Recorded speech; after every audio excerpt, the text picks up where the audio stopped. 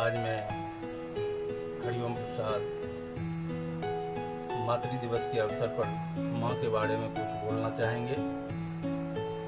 यूँ तो मातृ दिवस कब से मनाया जा रहा है, इतिहासकारों में मतभेद है, किंतु सर्वप्रथम 8 मई 1908 ईस्वी को अमेरिका के वेस्ट वर्जीनिया में पहली बार मनाया गया। बाद में अमेरिका के राष्ट्रपति वुडरो विल्सन ने इसके लिए एक कानून ही बना दिया। उसमें स्पष्ट तौर पर लिख दिया कि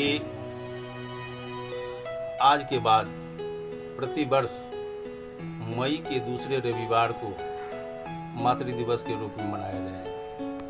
बहुत अच्छी बात है, उन्होंने माता को प्रधानता दिया। ऐसे तो हमारा देश भारत में मातृ दिवस क्या, माता पिता गुरु सभी का सम्मान होता है। श्री पूजनीय तुलसीदास ने यह कह दिया कि प्रातः काल उठ के रघुनाथा, मातु पिता गुरु नावहि माथा। अर्थात हमारा देश भारत ऋषि मुनियों और सभ्यता संस्कृति का देश है। यहाँ शुरू से माता पिता गुरु सबों का आदर सत्कार होते रहा है, हमारा इतिहास बताता है। इस प्रकार आज हम अपनी माँ के बारे में बात करेंगे।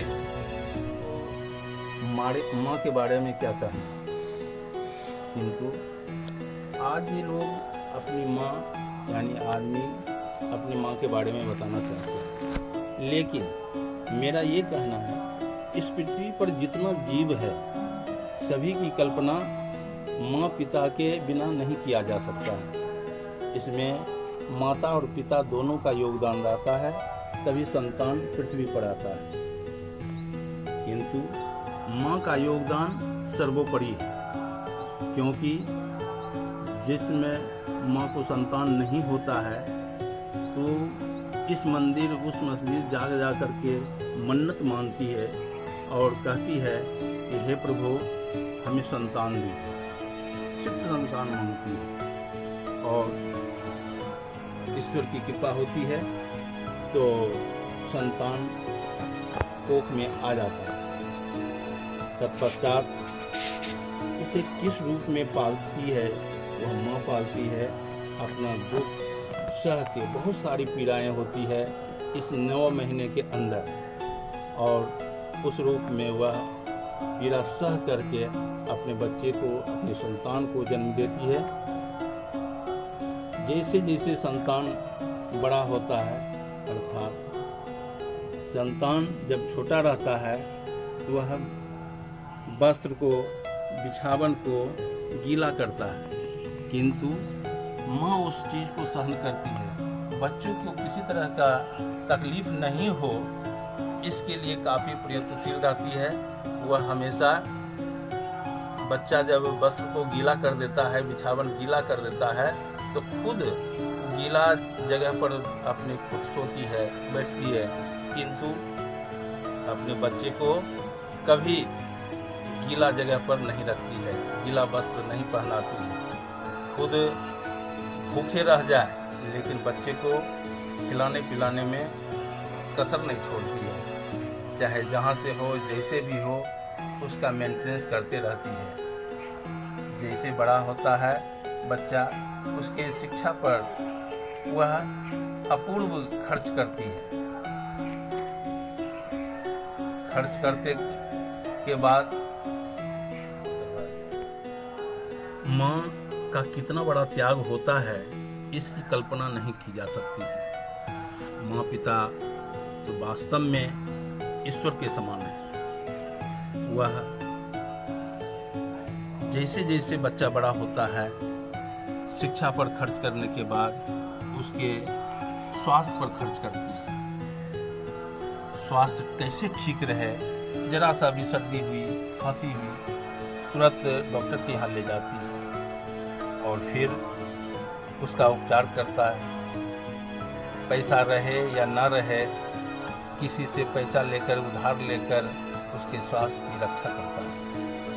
मेरा बेटा खाना खाया नहीं खाया, कहीं अगर बच्चा जाता है तो उसका ध्यान लगा रहता है और किस में आएगा वह ईश्वर से प्रार्थना करते रहती है माँ कि हमारा बेटा सुरक्षित रहे, स्वस्थ रहे और कहाँ गया है जल्दी घर पहुँच जाए।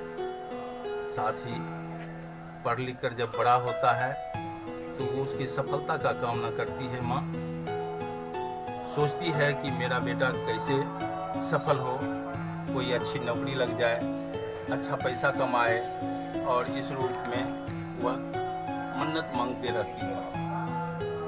इतना करने के बाद जब बेटा बड़ा हो जाता है तो उसके शादी विवाह के बारे में सोचने लगती है कि आज हम इस पैगाम पर पहुँचे हैं, इस जगह पर पहुँचे हैं कि अब हमें बेटा का शादी विवाह करना है, हमें पतोहू लाना है और अच्छा घर बसाना है।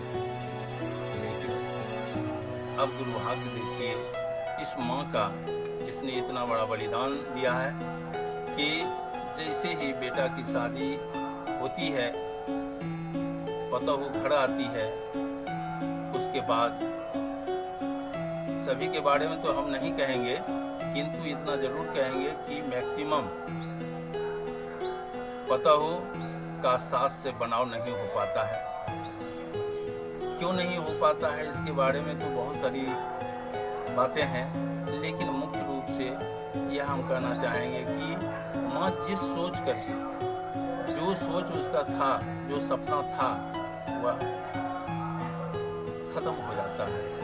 अगर पतोहू सही निकली तो घर स्वर्ग बन जाता है, अन्यथा घर नर्क का शब्द भी उसे नहीं दिया जा सकता है। इसलिए बंधुओं, माँ जो सोचती है वह पतोहू नहीं कर पाती है, और पतोहू जो सोचती है वह नहीं कर पाती है। इसलिए सास पतोह में बनाव नहीं हो पाता है। माँ सोचती है कि सवेरे जगे, घर का काम करे, समय पर करे, हमारे बेटा को समय पर नाश्ता दे, समय पर ड्यूटी जाए और समय पर घर वापस आवे और हम लोगों के बीच रहकर बात विचार करे, हमारी परेशानी, हमारा सुख दुख में हाथ बटावे। लेकिन अक्सर होता है कि बेटा ड्यूटी पर से आता है या काम करके आता है या बाहर से आता है और सबसे पहले घर के अंदर जाकर अपनी पत्नी से मिलता है, अपना बेटा से मिलता है। माँ से या बाप से मिलने का जरूरत नहीं समझता। यहीं पर उसे चोट पहुँचती है उस माँ को कि हमने जिस प्यार से, जिस बलिदान से इसे पाला पोसा, आज मेरा उपेक्षा कर रहा है।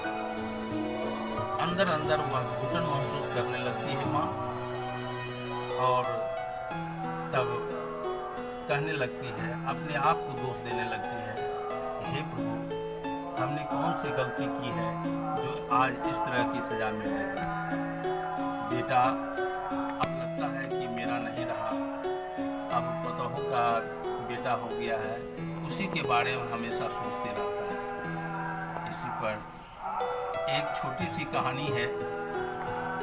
एक माँ बूढ़ी हो गई थी और उस माँ के लिए बेटा एक अलग का कमरा दे दिया था जहाँ की कोई व्यवस्था नहीं थी।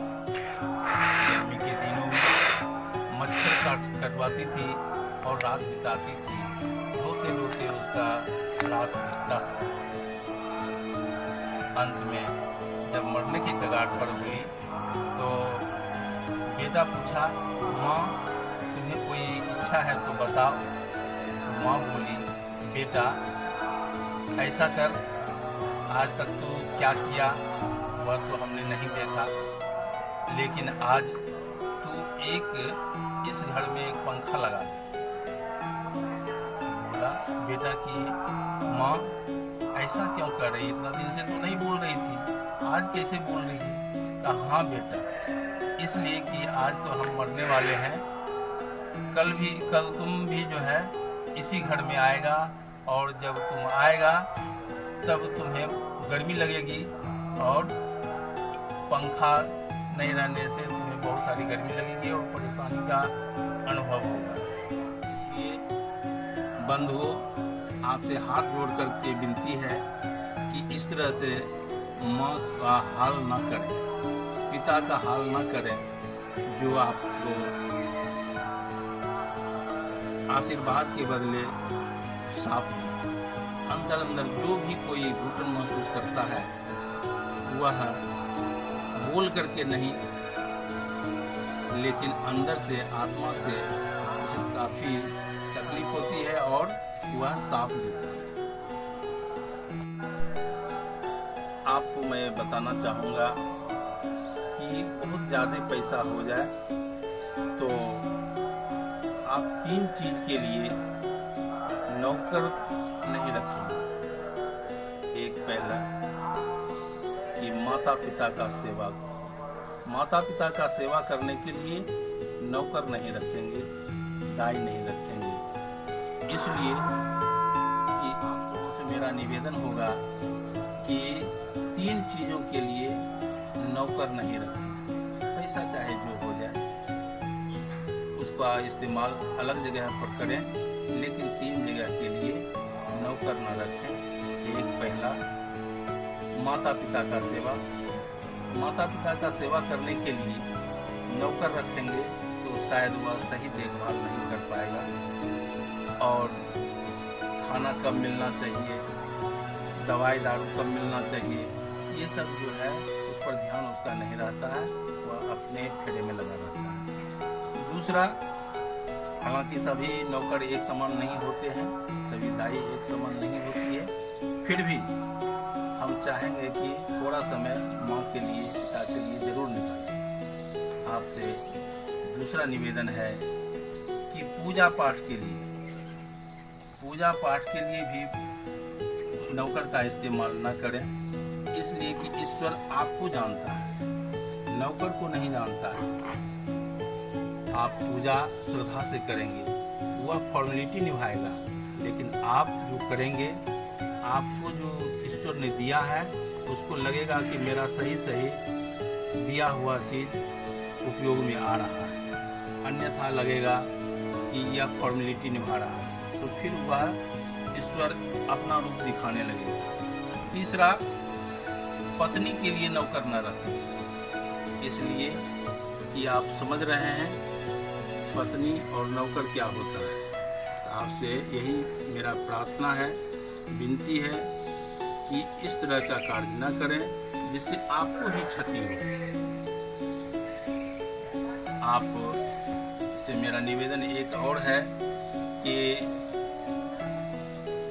माँ बाप जितना अपना बलिदान दिया है उसको बरकरार रखें, और हमेशा के लिए उसे सहयोग करें।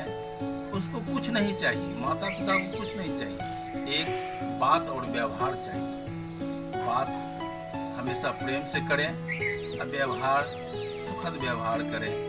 कुछ नहीं, समय पर आकर के थोड़ा सा मिल लेना है 2 मिनट के लिए, और यह पूछ लेना है कि माँ पिताजी खाना खाए, कैसे हैं, ठीक तो हैं, यही हाल समाचार लेते रहना है और कुछ नहीं।